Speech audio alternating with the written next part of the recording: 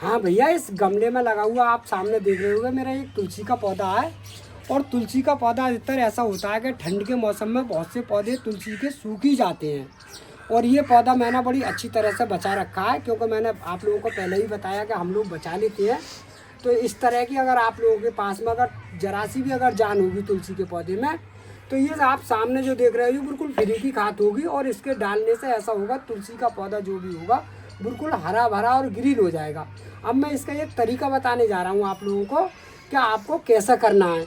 तो देखो, मैं आप लोगों को बता रहा हूँ, शुरुआत आपको करनी है अगर इस तरह के अगर पौधा हो गया हो तुलसी का और काफ़ी घना और बरगद की तरह करना है, तो वो मैं आपको डिटेल में एक ऐसी जानकारी दूंगा, बिल्कुल फ्री की होगी और आप घर बैठे तुलसा जी को अच्छी खासी बना लोगे।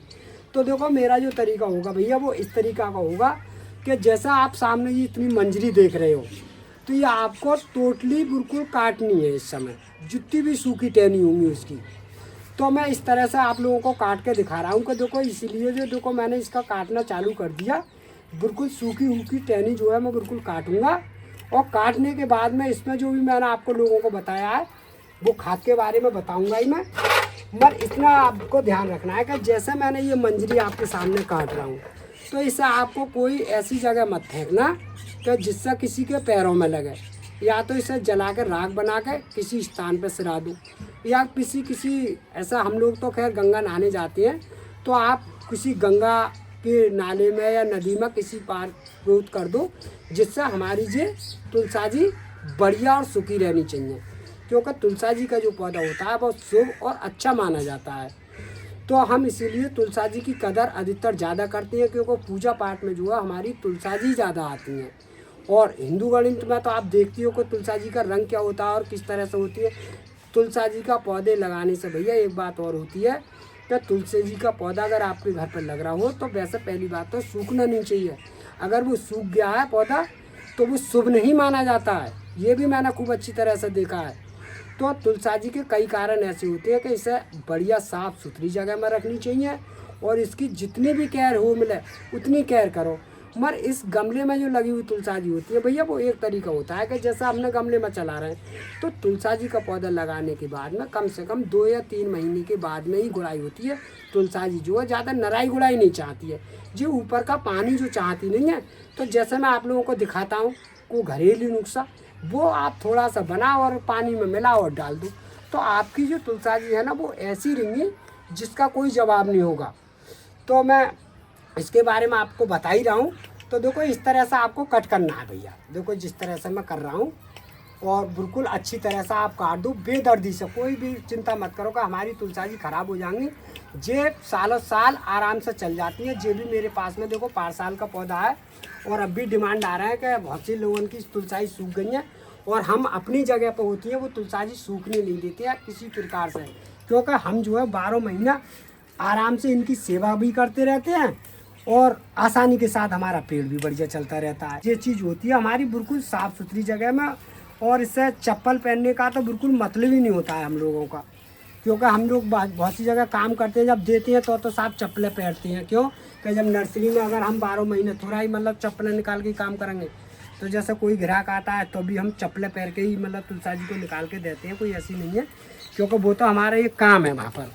और अपने घर पे जो होती हैं वहाँ पर अपनी पूजा पाठ जो करते हैं, वहाँ पर भैया चप्पलें निकाल के काम करना पड़ता है, चाहे कुछ भी हो। तो हम इस तरह से अपनी पूरे साल तुलसा जी आराम से चलाते रहते हैं। तो जो आप सामने जो आप तुलसा जी देख रहे हैं, ये मेरी रामा तुलसा है। ये वाली जो आप सामने देख रहे हैं ये रामा तुलसा है, और ये पूजा पाठ में बहुत ज़्यादातर आती है। और इस तरह की अगर आपके पास में अगर मंजरी हो, तो इससे इस समय इसका इतना बढ़िया टाइम चल रहा है कि इस तरह की अगर मंजरी हो आपके पास में तुलसा जी के पौधे पे, तो वो किसी ऐसी जगह पे डाल दो, या गमला में जमा लो, या किसी ऐसी जगह डाल दो जहाँ पर कोई वगैरह पाइप वगैरह सब खुदती ना हो, और अच्छी जगह पे किसी मंजरी को डाल दो, तो तुम्हारे पौधे ढेर सारे हो जाएंगे। कोई भी दिक्कत नहीं आएगी आपको, नहीं बाज़ार से लाने की ज़रूरत है और नहीं किसी नर्सरी से लाने की ज़रूरत है। आप घर बैठा आराम से ही तुलसी का पौधा तैयार कर सकती हो, क्योंकि इस समय इसका अपना बढ़िया टाइम आ गया कि बहुत अच्छा वाला टाइम चल रहा है, ऐसा मान के चलिए आप। तो भैया मैं जो है इसीलिए इसका टेंटिंग वेंटिंग करके सब अच्छी तरह से जाऊँगा, और जो अगले हफ्ते में आप देखोगे तो ढेर सारे पत्ते मिलेंगे इस पर, बिल्कुल ढेर सारे, और बिल्कुल बरगद की तरह चलेगा। ऐसा नहीं होगा कि बरगद की तरह नहीं चला। भैया ये जो काम मैं कर रहा हूँ वो आपको जनवरी में नहीं करना है, करना आपको फरवरी के महीने में ही है। बेकार आपसे कह दूँ मैं कि आप जनवरी में कर लो, जनवरी में कभी मत करना, ये फरवरी के महीने में ही करना है आपके लिए। तो भैया देखो सामने आप देख ही रहे हो, बिल्कुल अच्छी तरह से मैंने ये बिल्कुल कटिंग कर दी इसकी, और ये सारी मंजरी मैंने काट के एक जगह रख ली। और हम लोग किसी गंगा स्नान पर जाएंगे अब इस समय, क्योंकि जो लास्ट महीना चल रहा है और अभी कुंभ का मेला भी चल रहा है। तो इस समय सभी लोग हमारे हिंदू समाज में गंगा नहाने जा ही रहे हैं। तो हम भी लोग मतलब वहाँ तो नहीं पहुँच पा रहे, तो अपनी धोरे वाली गंगा में नहा लेंगे, कोई ऐसी दिक्कत नहीं है। तो भैया देखो मैंने इस तरह से जो बिल्कुल कर दिया, और आप लोग अगर इस तरह की तुलसाजी अगर हों तो इस तरह से आप बिल्कुल आसानी के साथ कर दो, कोई दिक्कत नहीं है। क्योंकि फरवरी का महीना लगने ही वाला है 1-2 तारीख में, क्योंकि मैं लास्ट वीडियो यही बना रहा हूँ इसीलिए। और अब की मौसम भी बढ़िया रहा है, बहुत सी तुलसाजी नहीं सूखी होंगी। तो आपको ये करना है कि बिल्कुल जैसा मैंने कटिंग कर दी इस समय, और कटिंग करने के बाद में इस तरह की आपको बिल्कुल जो सूखी हुई पत्ती इसके अंदर होंगी, बिल्कुल सफाई करनी है गमले की इस तरह से। जो मैंने बिल्कुल जो भी इसका पत्ता निकला वो भी एक परात में या किसी चीज़ में डाल लो, ऐसा नहीं है कि ज़मीन पर फेंक दो, कोई दिक्कत नहीं है। तो इस तरह से मैंने को बिल्कुल साफ़ सुथरा गमला कर दिया भैया ये वाला। अब हम लोग क्या करेंगे कि जैसे ढेर सारी जो पत्तियाँ लेंगे, तो आपको ये देखना है कि हमारे गमले में कितनी नमी है और कितनी खुश्की है। अगर खुश्की है तो आप पानी डालोगे, और आपने पहले से ही पानी डाल रखा है तो आप पानी बिल्कुल नहीं डालोगे। और अगर मान लो खुदा ना खाते अगर आपने पानी डाल दिया और फिर दोबारा डालोगे तो ये तुलसाजी की जो जड़ होती नहीं है वो एकदम गलनी चालू हो जाती हैं, ये भी आपको देखना है। तो हम लोग क्या करते हैं कि जी जब भी तुलसाजी लगाते हैं तो इस चीज़ की ऐसी होती है कि जो है रेतली मिट्टी में लगानी पड़ती है हम लोगों को, क्योंकि इसकी जड़ जो होती है वो रेतली मिट्टी में बहुत अच्छी तरह से भागती रहती हैं। और बीच बीच में हम आपको बताते हैं कि जो चीज़ हम डालते हैं तो आपका जो पौधा होगा तुलसी का वो सालों साल इसीलिए चलता रहता है भैया। तो ये तो रही मेरी ये जानकारी भैया। अब मैं इसके धार्मिक के हिसाब से बता रहा हूँ तुलसाजी का पौधा किस स्थान पर आपको रखना चाहिए। वैसे कादे के अनुसार, तो कादे के अनुसार ये तुलसाजी का पौधा तुम्हें जो है उत्तर की दिशा में रखना चाहिए। अगर जितनी उत्तर की दिशा में अगर तुलसाजी का पौधा रखा हुआ होगा उतना ही साफ़ सुथरा और बढ़िया चलेगा और रौनक भी देगा। ये भी आपको विशेषकर देखनी है। वैसे तो तुलसाजी का पौधा ऐसा होता है कि वैसे छत पे तो नहीं रखनी चाहिए तुलसाजी को, वैसे आंगन वगैरह में रखनी चाहिए। और वैसे जब जगह नहीं होती है तो लोग अपनी छत वगैरह पर रख लेते हैं, कोई ऐसी दिक्कत नहीं है। वैसे ज़्यादातर आंगनबाड़ी में ही अगर रखना चाहो तो वो और ज़्यादा शुभ मानी जाती है। तो एक ये चीज़, और एक आप लोगों को मैंने दिखाई होगी जैसे मनी प्लांट की बताता हूँ मैं, तो वो चीज़ ये घर पे इतनी शुभ और इतनी कारगर मानी गई है। अगर ये चीज़ अगर आपके घर पे है तो ऐसा मान कर चलिए किसी बात का आपको कोई खतरा नहीं है बांसु दोष का।